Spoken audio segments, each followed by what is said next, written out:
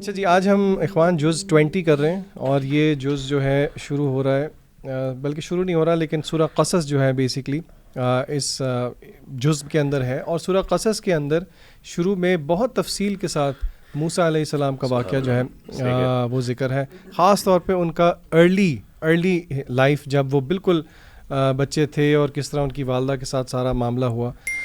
There is a lot to tell, لیکن یہاں پہ ایک خاص طور پہ جو پورشن میں بتانا چاہ رہا ہوں وہ یہ ہے کہ کس طرح اللہ رب العزت نے موسیٰ علیہ السلام کی والدہ کے دل کو جو ہے وہ مضبوط کیا. اللہ تعالیٰ نے کس طرح ان کی والدہ کو الہام کیا تھا کہ موسیٰ علیہ السلام کو جو ہے وہ تابوت میں ڈال دو اور دریا میں ڈال دو. اس کا کانٹیکسٹ یہ ہے کہ فرعون جو ہے اس ٹائم پہ جتنے بھی میل بیبیز ہوتے تھے ان کو ذبح کر رہا تھا. یذبحون ابناءکم ویستحیون نساءکم. تو یہاں پہ جو ایک بہت اہم لیسن ہے وہ یہ ہے کہ کس طرح دیکھیے ایک ماں اور ایک بچے کا جو تعلق ہے، آئی تھنک وہ ان پیرللڈ اور ان میچڈ ہے. ایک فادر بھی شاید اس چیز کو جتنا مرضی وہ کہہ لے کہ میں سمجھ سکتا ہوں، وہ نہیں سمجھ سکتا. اللہ رب العزت آیت نمبر 12 اور آیت نمبر 13 میں سورۃ القصص کی اس چیز کا ذکر کر رہے ہیں جو میں آپ کے سامنے بیسیکلی رکھنا چاہ رہا ہوں. اللہ رب العزت کہتے ہیں وَحَرَّمْنَا عَلَيْهِ الْمَرَاضِعَ مِن قَبْلِ and we had caused him to refuse all wet nurses. موسیٰ علیہ السلام نے اللہ کے حکم سے انکار کر دیا کسی بھی دائیا سے دودھ پینے، مگر یہ اللہ کا کرنا تھا کہ انہوں نے اپنی والدہ ہی سے دودھ پینا تھا. اور پھر اسی طرح اللہ تعالیٰ آیت نمبر 13 میں کہتے ہیں this is how we returned him to his mother so that her heart would be put at ease and not grieve. اب یہاں پہ جو ایک بات سمجھنے والی، یہ قصہ تو موسیٰ علیہ السلام کا اور ان کی والدہ کا ہے، لیکن دیکھیں یہاں پہ ایک بہت گولڈن پرنسپل ہے جو کہ میں اور آپ سیکھ سکتے ہیں، جو کہ وہ ہمیں حدیث میں بھی ملتا ہے. اور وہ کیا ہے کہ اللہ رب العزت کی خاطر اگر کوئی شخص کوئی چیز سیکریفائز کرتا ہے، کوئی چھوڑتا ہے، تو اللہ کبھی بھی اس کو ضائع نہیں کرے گا. حدیث کے الفاظ ہیں، نبی کریم صلی اللہ علیہ وسلم فرمایا کہ verily you will never leave anything for the sake of Allah Almighty but Allah will replace it with something better for you. یہ کہنا آسان، آپ لوگوں کا سننا آسان، لیکن حقیقت بات یہ ہے کہ اصل میں اس پہ عمل کرنا جو ہے وہ مقصود ہے. اور یہ حقیقت بات ہے، جو اللہ تعالیٰ کی خاطر کوئی چیز سیکریفائز کر لے تو اللہ یقیناً ایک بہترین ریپلیسمنٹ دے گا.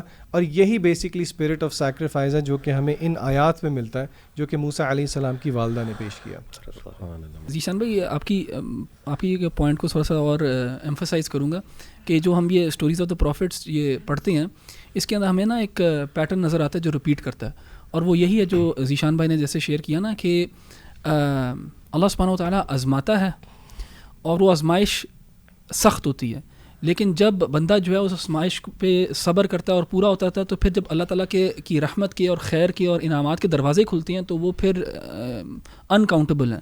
تو جیسے موسیٰ علیہ السلام کی والدہ کا ذکر ہے یہ کہ ان کو اللہ سبحانہ و تعالیٰ نے آزمایا کہ دیکھتے ہیں کہ یہ اب یہ ڈالتی ہے اپنے بچے کو اس دریا میں کہ نہیں. اب انہوں نے ٹرسٹ کیا اللہ سبحانہ و تعالیٰ کے اوپر اور وہ کر گزری. تو اللہ تعالیٰ نے ریوارڈ کیسے کیا کہ بیٹے کی جو پرورش ہے وہ بھی ہو گئی اچھے گھرانے میں، کوئی ان کو فائنینشیل بیسٹ گھرانے میں، ہاں بالکل، کوئی ان کو فائنینسز کے بارے میں فکر نہیں کرنی پڑی. بچہ واپس بھی ان کی طرف آ گیا، سیف بھی رہا، پروٹیکٹڈ بھی رہا، اور پھر رسولوں میں سے سب سے بڑا رسول بنا، one of the highest prophets ever. ٹھیک ہے، تو کیسے اللہ سبحانہ و تعالیٰ نے ریوارڈ کیا، لیکن ٹیسٹ کیا ضرور، اور اس ٹیسٹ میں صبر کرنا. یہ ہمیں پیٹرن بہت زیادہ ریپیٹ ہوتا ہوا ملتا ہے. فار ایگزامپل مریم علیہ السلام کا واقعہ دیکھ لیں آپ. ان کی والدہ کا ہم نے واقعہ کا ذکر کیا تھا کہ ان کو اللہ سبحانہ و تعالیٰ نے بیٹا نہیں دیا، بیٹی دی. انہوں نے اس ٹیسٹ کو صبر کیا، اس کے اوپر بیٹی کو ڈیڈیکیٹ کیا، تو اللہ سبحانہ و تعالیٰ نے نہ صرف بیٹی مریم جیسی دی، لیکن اس کے بعد جو گرینڈ سن ہے وہ عیسیٰ علیہ السلام جیسے دیا. اسی طرح آپ عیسیٰ علیہ السلام کے ساتھ جس طرح مریم علیہ السلام کو ٹیسٹ کیا گیا، بہت سخت آزمائش ہے. ایک پاک باز عورت جو ہے وہ پریگننٹ ہو جائے تو کس کس قسم کی جو ہے نا باتیں کریں گے لوگ اس کے اوپر، عورت کے اوپر.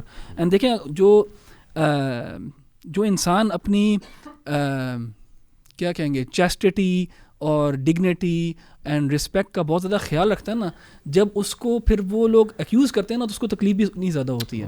تو مریم علیہ السلام جیسی جو عورت ہے ان کو کتنی کوئی تکلیف ہوئی ہوگی، لیکن انہوں نے اس کے اوپر صبر کیا. تو آج بھی ہم ان کا نام لیتے ہیں اور علیہ السلام کہتے ہیں. تو یہ ایک ریپیٹیبل پیٹرن ہے.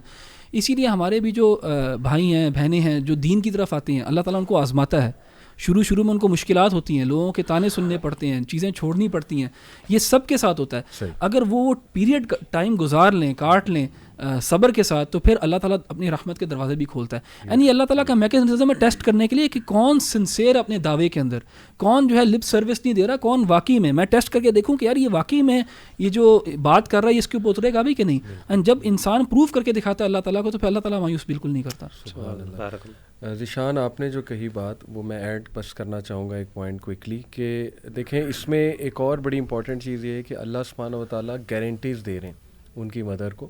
ایک تو کمفرٹ کر رہے ہیں, لیکن ساتھ میں گارنٹی بھی ہے اور یہ بات بھی ہے کہ مجھے ٹرسٹ کرو اور میں تمہیں دوں گا, یعنی اس کو جب میں لوٹاؤں گا تو تمہاری آنکھیں بھی ٹھنڈی کروں گا. اور ڈیفینیٹلی جیسے آپ نے بھی کہا کہ ماشاءاللہ کس طرح سے ان کی پرورش ہوئی اور اللہ ٹوک کیئر آف ہم ان دا بیسٹ مینر.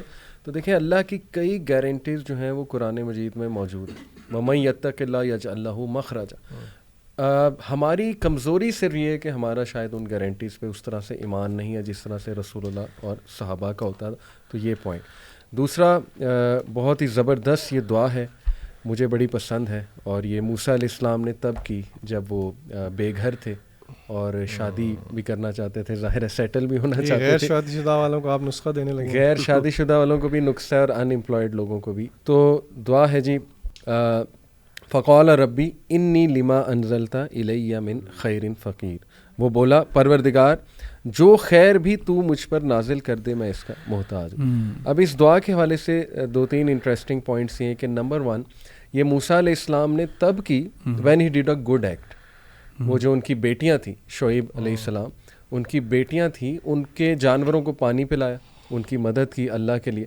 اور دیکھیں اس کے بعد اس ایکٹ کو واسطہ بنایا اور اللہ کے سامنے اپنی بیچارگی پیش کی کہ اللہ میں تجھ سے دعا کرتا ہوں.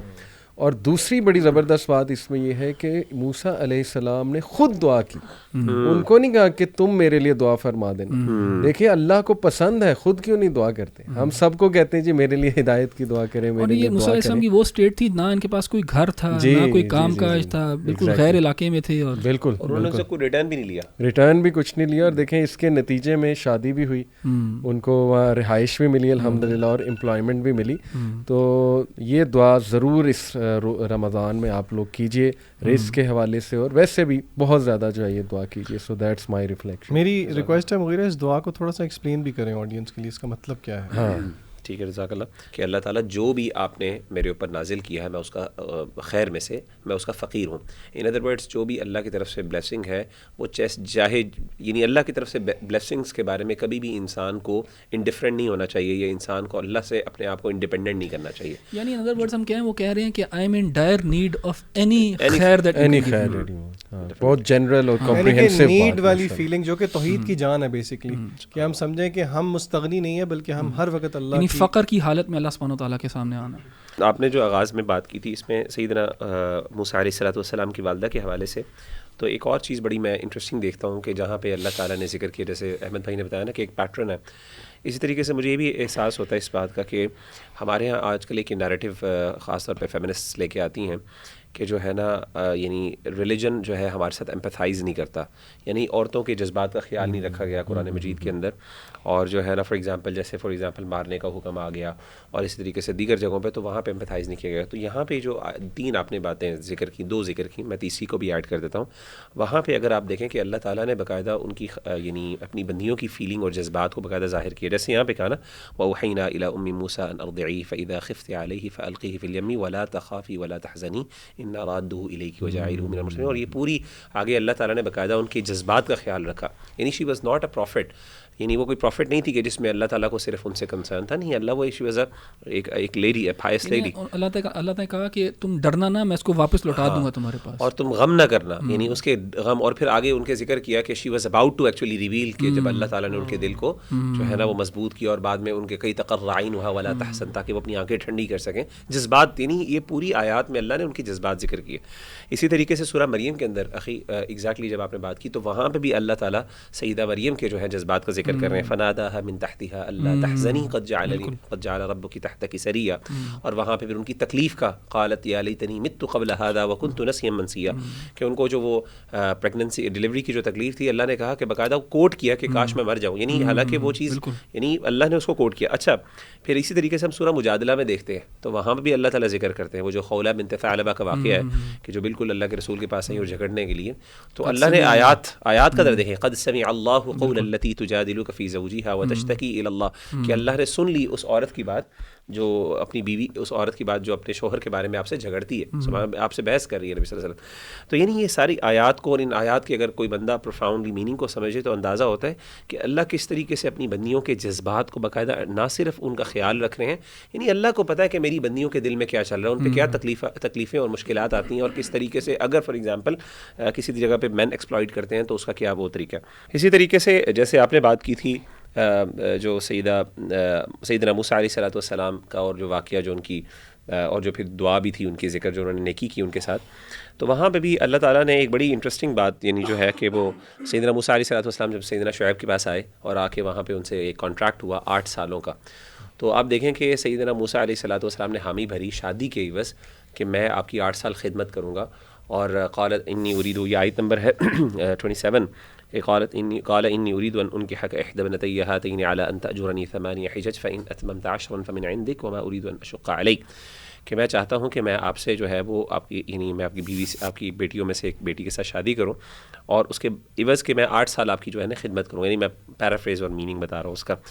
تو لیکن میں 10 سال, انہوں نے ان سے تقاضا کیا کہ 10 سال, انہوں نے کہا کہ میں 10 سال پہ آپ مجھے باؤنڈ نہ کریں, لیکن میں 10 سال بھی یعنی وہ میرے اوپر آسان, یعنی اگر آسانی ہوئی تو میں کر دوں گا. اس سے پتہ چلا کہ یار ہمارے یہاں نا ایک قسم کی سسرالی جو رشتے ہوتے ہیں ان کے بارے میں نا ایک مذاق بھی بہت زیادہ ہے, اور ہمارا ایک نا نیگیٹو ان کے بارے میں ایٹیٹیوڈ ہے. یعنی سسرال جو ہے, جیسے ہمارے ایک بھائی ہیں وہ سسرال کو سسرائیل کہتے ہیں اسرائیل سے, تو کہنے کا مطلب یہ ہے کہ وہ نا ہمیشہ یہ ایک ریپلسو فیلنگ ہمیں آتی ہے ان کے ذکر کرتے ہوئے کہ جی ان کی جو ہے نا وہ مطلب دیر ایول کائنڈ آف تھنگس نا, یا پھر ان کے ساتھ اتنا قرب والا تعلق ہمیں نہیں مینیفیسٹ کیا جاتا جس طریقے سے ہونا چاہیے. حالانکہ اللہ تعالیٰ نے ان کو وہ باپ اور ماں کی جگہ پہ ہوتے ہیں, یعنی کہ فادر ان لا باپ کے قائم مقام پہ.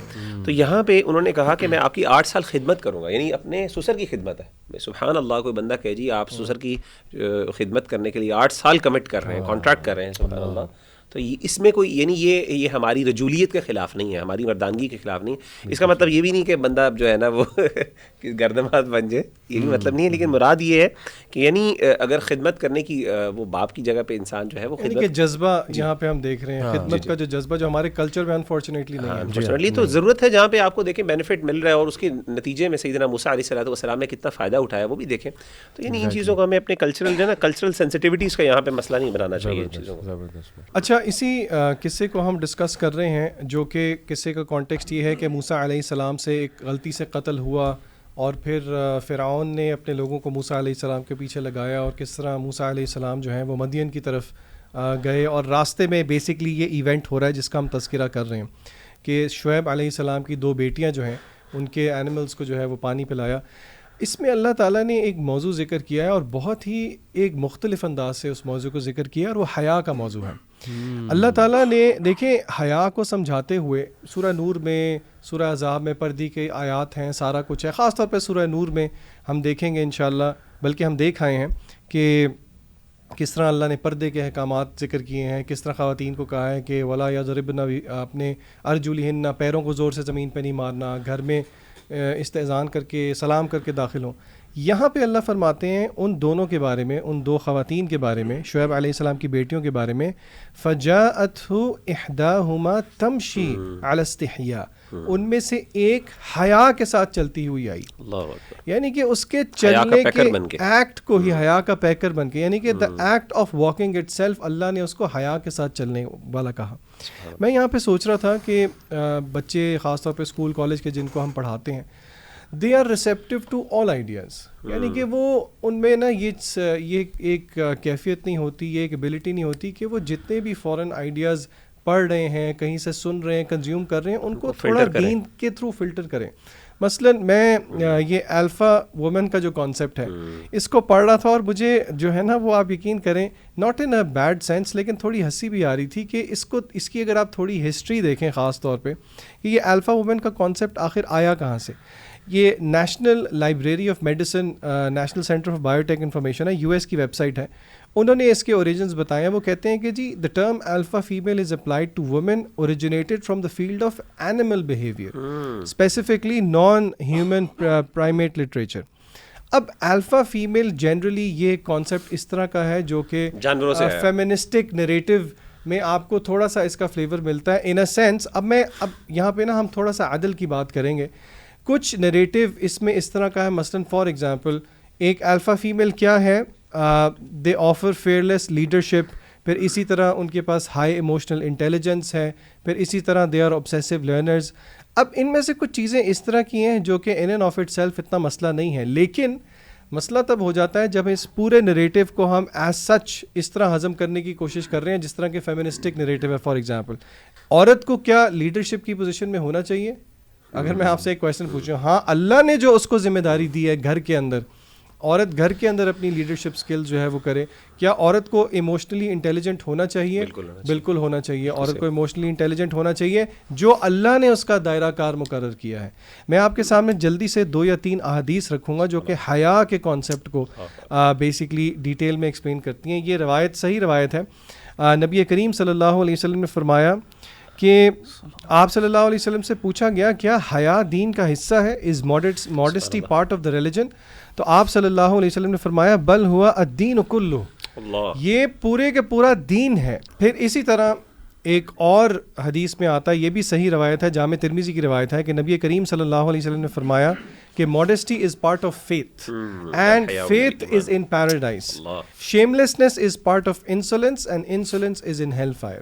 پھر اسی طرح ایک اور روایت, یعنی کہ آپ یقین کریں حیا پہ آپ احادیث دیکھتے ہیں تو آپ حیران ہو جاتے ہیں. خاص طور پہ یہ والی جو حدیث ہے نا جس پہ آپ صلی اللہ علیہ وسلم نے کہا کہ اگر تم میں حیا ختم ہو جائے تو پھر جو مرضی کرو, یہ جس کی مینیفیسٹیشن ہمیں نظر آتی ہے. تو اسی لیے ہمیں چاہیے کہ ہر نریٹو کو کنزیوم کر کے ٹوٹلی ایکسیپٹ نہ کریں, بلکہ ہم شعور رکھتے ہیں دین کا ایک فلٹر جو قرآن و کتاب و سنت کا فہم ہے اس کے حساب سے اس نریٹو کو لیں. اور ہاں اس نریٹو میں جو چیز کتاب و سنت کے ساتھ ٹکراتی نہیں ہے, مثلاً ایک عورت میں سمجھتا ہوں اس کو بہت اچھا ایموشنلی انٹیلیجنٹ ہونا چاہیے تاکہ وہ بچوں کی پرورش اچھی کر سکے, پیرنٹنگ اچھی کر سکے, اینڈ سو فورتھ. جزاک اللہ خیر ذیشان بھائی. اچھا اس میں نا ہم کیونکہ اسٹوریز آف دا پروفٹس ہیں اس میں اس پورشن آف دا قرآن کے اندر, تو میں ایک اور پیٹرن شیئر کرنا چاہوں گا بڑا امپورٹنٹ, اور اس میں بڑا ایک امپورٹنٹ لیسن ہے, اور میں چاہوں گا کہ ہماری جو آڈینس ہے اس کے اوپر غور بھی کرے, اس پیٹرن کے اوپر جو بڑا ایک ریپیٹیڈ پیٹرن ہے جو ہم دیکھتے ہیں ان قصص الانبیاء یعنی اسٹوریز آف دا پروفٹس میں. دیکھیں فار ایگزامپل اگر ہم نوح علیہ السلام کی سٹوری دیکھیں, اس میں نوح علیہ السلام دعوت دیتے ہیں, چند لوگ مسلمان ہوتے ہیں, اللہ تعالیٰ کا عذاب آتا ہے, جو ڈس بلیورز ہیں جو انکار کرتے ہیں وہ ختم کر دیے جاتے ہیں. پیچھے کون رہتا ہے؟ نوح علیہ السلام رہتے ہیں اور ان کے ساتھ جو بلیورز ہیں وہ رہتے ہیں, اور انہی کی پھر آگے جو ہے نا ایک ٹریجیکٹری چلتی ہے. لیکن کچھ سالوں بعد کیا ہوتا ہے, شرک واپس آ جاتا ہے اور پھر اور اللہ سبحانہ تعالیٰ جو ہے نا انبیاء بھیجتا ہے. اسی طرح یہ پیٹرن ریپیٹ ہوتا ہے. یہاں پہ آپ دیکھتے ہیں فار ایگزامپل موسیٰ علیہ السلام یہود کو دعوت دیتے ہیں, اور موسیٰ علیہ السلام کے بعد جو ہیں یہود اس قسم کے کسٹمز وغیرہ اپنا لیتے ہیں جو کہ موسیٰ علیہ السلام کی ٹیچنگز کے بالکل مخالف ہوتی ہیں. ٹھیک ہے, لیکن وہ لیبل جو ہے وہ موسیٰ علیہ السلام کے فالوورز کا ہی لے کے چل رہے ہوتے ہیں, لیکن ایسنس جو ہے اس کی وہ ختم ہو چکی ہوتی ہے. یہاں تک کہ عیسیٰ علیہ السلام آتے ہیں اور ان کو واپس موسیٰ علیہ السلام کی شریعت کے اوپر واپس لگانے کی کوشش کرتے ہیں پوری. عیسیٰ علیہ السلام کے بعد جو ہیں جو لوگ عیسیٰ علیہ السلام کو کہتے ہیں کہ ہم عیسیٰ علیہ السلام کو فالو کرتے ہیں, وہ لیبل تو رکھتے ہیں اپنا کرسچن کہ ہم عیسیٰ علیہ السلام کو فالو کر رہے ہیں, لیکن کیا ان ایسنس وہ فالو کر رہے ہیں کہ نہیں کر رہے. اسی طرح آپ دیکھیں گے کہ مشرکین مکہ وہ اپنے آپ کو کہتے تھے کہ ہم دین ابراہیم کے اوپر ہیں, تو وہ لیبل تو لے کے پھرتے تھے ابراہیم کے دین کو فالو کرنے کا, لیکن کیا اللہ تعالیٰ کی نظر میں وہ ابراہیم کے دین کو فالو کر رہے تھے کہ نہیں کر رہے تھے؟ بالکل بھی نہیں کر رہے تھے. یعنی ایک آپ کو جو پیٹرن نظر آتا ہے وہ یہ نظر آتا ہے کہ ہوتا یہ ہے کہ دین کے ساتھ فالوورز کے ساتھ یہ ہوتا ہے کہ وہ لیبل سٹک کر جاتا ہے, لیبل مینٹین رہتا ہے, لیکن ایسنس جو ہے وہ بالکل ضائع ہو جاتی ہے. اور اللہ تعالیٰ جو ہے وہ لیبلز کی پرواہ نہیں کرتا بالکل بھی. اب دیکھیں عیسیٰ علیہ السلام کے بعد کرسچنس جو ہیں وہ آج بھی کلیم کرتے ہیں کہ ہم عیسیٰ علیہ السلام کو فالو کرتے ہیں, یعنی آج بھی وہ لیبل لے کے پھرتے ہیں کہ وی آر فالوورز آف عیسیٰ علیہ السلام, لیکن ان ایسنس وہ فالوورز نہیں ہیں. اور انہوں نے دین اتنا زیادہ چینج کر دیا, جو اوریجنل دین تھا توحید کا اتنا چینج ہو گیا کہ ایک اللہ سبحانہ و تعالیٰ کو ایک اور رسول بھیجنا پڑا کہ آ کے وہ ان چیزوں کو صحیح کرے, ان بلیفس کو, ان کرپٹ بلیفس کو واپس صحیح کرے, اس یونیورسل بلیفس جو ہیں جو آدم علیہ السلام سے لے کے چل رہی تھیں ان کو اسٹیبلش کیا جائے. اینڈ رسول اللہ صلی اللہ علیہ وسلم از وی نو دا لاسٹ پروفٹ, اور اللہ تعالیٰ نے ان کی جو ان کا جو میسج ہے اس کو پروٹیکٹ کر لیا قرآن اور سنت کی فارم کے اندر. کیا اب یہ دوبارہ we learn from history and ہم کہتے ہیں کہ ہسٹری ریپیٹس اٹ سیلف, کیا ایسا ہو سکتا ہے اب کہ ہم بھی صرف لیبل لے کے پھر رہے ہیں کہ ہم مسلمان ہیں, ہم محمد صلی اللہ علیہ وسلم کی امت ہیں, ہم ان کو فالو کرتے ہیں, لیکن ایسنس جو ہے ہم لوز کر گئے ہیں؟ کیا ایسے ہو سکتا ہے کہ ہم نے صرف جو ہے لیبل ہی لیا ہوا ہے, اس لیبل پہ ہی امیدیں باندھ رکھے ہیں؟ جیسے مشرکین مکہ جو ہیں وہ اپنے آپ کو ابراہیم علیہ السلام کے فالوورز کہتے تھے, جس طرح یہودی جو ہیں وہ موسیٰ علیہ السلام کے فالوورز کہتے تھے, جس طرح کرسچن جو ہیں وہ عیسیٰ علیہ السلام کے فالوورز کہتے تھے. سو یہ ایک بڑا ایک کاز آف کنسرن ہونا چاہیے ہم سب کا کہ کیا ہم صرف ایک لیبل لے کے پھر رہے ہیں کہ کیا اس لیبل کے اندر ایسنس بھی ہے کہ نہیں ہے. اور اس کو چیک کیسے کیا جائے گا؟ چیک کیا جائے گا اپنے آپ کو پرکھیں آپ اس میسج کے اوپر جو رسول اللہ صلی اللہ علیہ وسلم چھوڑ کے گئے, اور وہ ہے قرآن و سنت. کہ کیا جو آپ لیبل لے کے پھر رہے ہیں کہ میں مسلمان ہوں اور میں اس طرح اپنے آپ کو ڈیفائن کرتا ہوں, do you find it in the Quran and سنہ, اور اس کو چیک کرنا. تو یہ بہت ضروری ہے کیونکہ ہمارے بہت زیادہ لوگ ہیں جو مسلم بائی برتھ ہیں یا شاید مسلم بائی چوائس ابھی تک نہیں ہوئے. تو یہ بڑا ضروری ہے کہ اللہ تعالیٰ کے ہاں جو ہے نا یہ لیبلز جو ہیں ان کی کوئی قدر و قیمت نہیں ہے, اللہ تعالیٰ ایسنس کو دیکھتا ہے. بے شک بے شک, جزاک اللہ. میری جو دوسری ریفلیکشن ہے وہ آج کے دور میں بڑا امپورٹنٹ ٹاپک ہے لیکن اس پہ بات نہیں ہوتی, اس کو ٹیبو سمجھا جاتا ہے, اینڈ دیٹ از سیکشول پرورژنس. یہ قوم لوط, اس کا تذکرہ ہے سورہ عنکبوت میں ورس 28 ورس 29, جب لوط علیہ السلام اپنی قوم کو کہتے ہیں وَلُوطًا إِذْ قَالَ لِقَوْمِهِ إِنَّكُمْ لَتَأْتُونَ الْفَاحِشَةَ مَا سَبَقَكُمْ بِهَا مِنْ أَحَدٍ مِنَ الْعَالَمِينَ. اور ہم نے لوط کو بھیجا جبکہ اس نے اپنی قوم سے کہا کہ تم وہ فحش کام کرتے ہو جو تم سے پہلے دنیا والوں میں سے کسی نے نہیں کیا. اب ایک آرگومنٹ مغیرہ وہ پیش کیا جاتا ہے اس حوالے سے, جی یہ جو LGBTQ کا ایکٹ ہے کہ جی وہ تو ریپ کرتی تھی وہ قوم, یہ تو ریپ کے حوالے سے ممانعت ہے, یہ اس ایکٹ کے حوالے سے ممانعت نہیں. حالانکہ اس ایکٹ کے بارے میں کہا جا رہا ہے کہ وہ اتنا خبیث ایکٹ ہے کہ تم سے پہلے کیا ہی کسی نے نہیں, یعنی پیپل ور آن نیچر, تم نے نیچر کو ہی بگاڑ دیا. اور پھر آگے دیکھیے کیا تمہارا حال یہ ہے کہ مردوں کے پاس جاتے ہو اور رہزنی کرتے ہو, اپنی مجالس میں برے کام کرتے ہو. پھر کوئی جواب اس کی قوم کے پاس اس کے سوا نہ تھا کہ انہوں نے کہا کہ لے آ اللہ کا عذاب اگر تو سچا ہے, یعنی آرگومنٹ ہی کوئی نہیں تھا, وہ جس ایکٹ میں ملوث تھے. تو دیکھیے ایک تو یہ جو LGBTQ کا فتنہ ہے, پیرنٹس سے میری خاص گزارش ہے کہ پلیز نیٹ فلکس, بلکہ نیٹ فلکس کیا گیمنگ انڈسٹری, اب آلموسٹ ہر جو لیٹسٹ گیم ہے PS5 کی, پلے اسٹیشن 5 کی, اس میں آ جا کے ایک LGBTQ کیریکٹر بھی ہوتا ہے اور سبلیمنل میسیجز ہوتے ہیں بچوں کے لیے. پھر 80% کنٹینٹ جو ہے وہ LGBTQ پرو ہے نیٹ فلکس کا.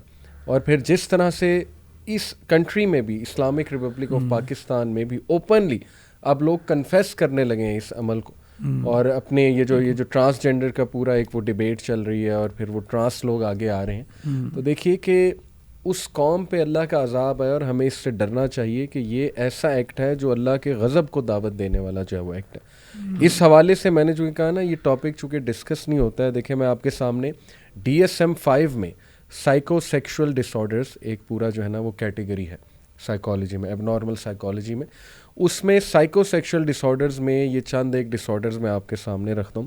وویرسٹک ڈس آرڈر, وویرسٹک ڈس آرڈر میں کیا ہوتا ہے کہ ایک بندے کو سیکشول پلیجر ملتا ہے نیوڈیٹی دیکھ کے, یعنی وہ ایڈکٹ ہو جاتا ہے کہ کسی نہ کسی طرح جو ہے نا میں نے نیوڈیٹی دیکھنی. اور یہ پورن ایڈکشن میں یہ بہت زیادہ ڈس آرڈر جو ہے پورن ایڈکٹس میں پایا جاتا ہے. ایگزیبیشنسٹک ڈس آرڈر, اس میں ایک بندہ ایگزیبٹ کرنا چاہتا ہے اپنی نیوڈیٹی کو. اب دیکھیں ہم اوپن بات کر رہے ہیں تو میں آپ کے سامنے اوپن کروں گا, اور آج اللہ معاف کرے جس دور میں ہم رہ رہے ہیں سیکسٹنگ بہت کامن ہوتی جا رہی ہے اور لوگوں کو نیوڈزم بالکل تحریک ہے. پھر فروچورسٹک ڈس آرڈر, سیکشول میسوکزم, سیکشول سیڈزم, پیڈوفیلک ڈس آرڈر, फेटिशिस्टिक डिसऑर्डर और ट्रांसवेस्टिक डिसऑर्डर, वो अब टाइम नहीं है कि मैं एक एक की डिटेल में जाऊँ, और ये इतने गलीज डिसऑर्डर्स हैं. पहले होमोसेक्सुअलिटी भी डिसऑर्डर्स में से था जो अब निकाल दिया इन्होंने, उसको निकाल दिया. उसको मेरे ख्याल क्या अब उसको डिसऑर्डर नहीं माना जाता. यानी पहले होमोसेक्सुअलिटी को डिसऑर्डर माना, इसी नाम से होमोफोबिक हैं जो कि इसको गलत समझते हैं, वो खुद कहते हैं ये इनको गलत समझना एक डिसऑर्डर. और मैं आपको बताऊं, ये जो फेटिशिस्टिक डिसऑर्डर है, पीडोफिलिक डिसऑर्डर है, पीडोफिलिया चिल्ड्रन के साथ, ये भी नॉर्मलाइज हो रहा है. और आहिस्ता आहिस्ता आप देखेंगे कि अल्लाह माफ़ करे, इन खबीस लोगों ने शायद इसको भी DSM-5 से निकाल देना है कि नहीं जी ये तो एक नॉर्मल चीज़ है, इसको नॉर्मलाइज करो. आप ऑडियंस को बता दें DSM-5 से आपकी मुराद. DSM-5 एक्चुअली मैनुअल है, डायग्नोस्टिक मैनुअल है. किसी भी डिसऑर्डर को डायग्नोस करने का उसमें क्राइटेरिया होता है और सिम्टम्स बताए जाते हैं, डायग्नोस्टिक क्राइटेरिया होता है. तो ये अमेरिकन जो साइकोलॉजी एसोसिएशन है, अमेरिकन साइकोलॉजिकल एसोसिएशन, उसने ये DSM-5, ये इसका लेटेस्ट वर्जन है DSM-5. इससे पहले DSM-4, 3. तो देखिए ये अल्लाह माफ़ करे आज के हाइपरसेक्सुअल दौर में, यू नेवर नो, पीपल में डेवलप सच डिसऑर्डर्स, साइकोसेक्सुअल डिसऑर्डर्स. तो मैं लोगों से भी रिक्वेस्ट करूंगा कि देखें अगर आप इनमें से किसी चीज़ से गुजर रहे हैं तो उसको प्लीज़ काउंसल करवाएं, एक्सप्रेस करें, उसको छुपाएं ना, तबाह हो जाएंगे आप लोग. और बचें इन चीज़ों से. It all starts with pornography. ये सारी चीज़ें यकीन करें पोर्नोग्राफी के आफ्टर इफ़ेक्ट्स हैं. यानी उसमें LGBTQ, आपको पता है कि वो गे पॉर्न भी आजकल बहुत कॉमन हो गया. तो मेरी गुजारिश है, रिक्वेस्ट है अपनी यंग जनरेशन से कि बचें इन डिसऑर्डर्स से, पनाह मांगे, अल्लाह माफ़ करे, और सेक्शुअल परवर्जन से जो है वो पनाह मांगे. और हमें सबको मिल के LGBTQ के ख़िलाफ़ बात करनी चाहिए और स्टैंड लेना चाहिए इंशाल्लाह. सो दैट्स माय मैं आखिरी इंशाल्लाह 2 मिनट में, 1 मिनट में एक आयत शेयर करना चाहता हूँ बस. तो हमारे यहाँ आजकल ये जो आयत है, ये आयत नंबर 57 है सूरतुल क़सस की. वक़ालू इन नत्तबिउल हुदा मअक नुतख़त्तफ़ मिन अर्दिना अवलम नुमक्किन लहुम हरमन आमिनन युजबा इलैहि थमरातु कुल्लि शैइन रिज़्क़न मिन लदुन्ना वलाकिन्न अक्सरहुम ला यअलमून. वो कहते थे, यानी कुफ़ार मक्का का ये आर्गूमेंट था कि अगर हमने हिदायत की पैरवी की, यानी हमने फॉलो किया हिदायत को, तो हम ज़मीन से उचक लिए जाएंगे. यानी हम पर जो है हमले हो जाएंगे, फ़ौरन जो है वो एनिमी जो है वो हम पर यानी ऑन स्लॉट करेगा. और साथ कहा कि अल्लाह ताला ने आगे जवाब क्या दिया. अल्लाह ने कहा कि हमने इनको हरम नहीं बनाया, यानी एक सेंचुरी के तौर पे जहाँ पे यमन से रह रहे हैं, और इनकी तरफ हर किस्म का फल जो है अल्लाह ताला ने वो उनकी तरफ यानी वो खींचा चला आता है. और अल्लाह कहते हैं अक्सर जानते नहीं हैं.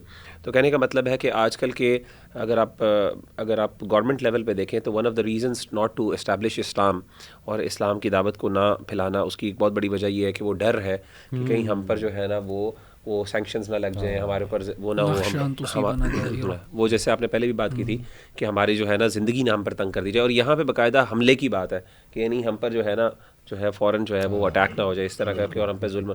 तो कहने का मतलब अल्लाह कहते हैं कि मैंने क्या हरम, ये तुम्हें पहले सेंचुरी नहीं बनाया, क्या मैंने तुम्हें प्रोटेक्ट नहीं किया. तो प्रोटेक्शन जब अल्लाह की तरफ से है और इंसान को जब अल्लाह ताला ज़िम्मेदारी ले रहे हैं कि तुम दीन पे चलो, और दीन पे चलने के बाद तुम्हें अल्लाह ताला ने ज़िम्मेदारी ली है कि अल्लाह ताला तुम्हें बचाएंगे. और इसकी हमें बड़ी मिसालें मिलती हैं. मिसाल के तौर पे जैसे हम ईरान को देखते हैं, यानी ईरान की जो टोन एक ज़माने में रही है हमेशा US के सामने, वो टोन कभी पाकिस्तान कभी इमेजिन नहीं कर सकता किस तरीके से बात करते हैं. हालांकि शायद पाकिस्तान इस हवाले से कई एतबार से स्ट्रॉन्ग हो, लेकिन देखें मैंने देखा कि जो बंदा जिस भी मुल्क में जो स्टैंड लेता है, जो भी मुल्क स्टैंड लेता है, तो हमेशा दे ऑलवेज़ यानी वो हमेशा दे आर यानी उनकी रिस्पेक्ट भी होती है.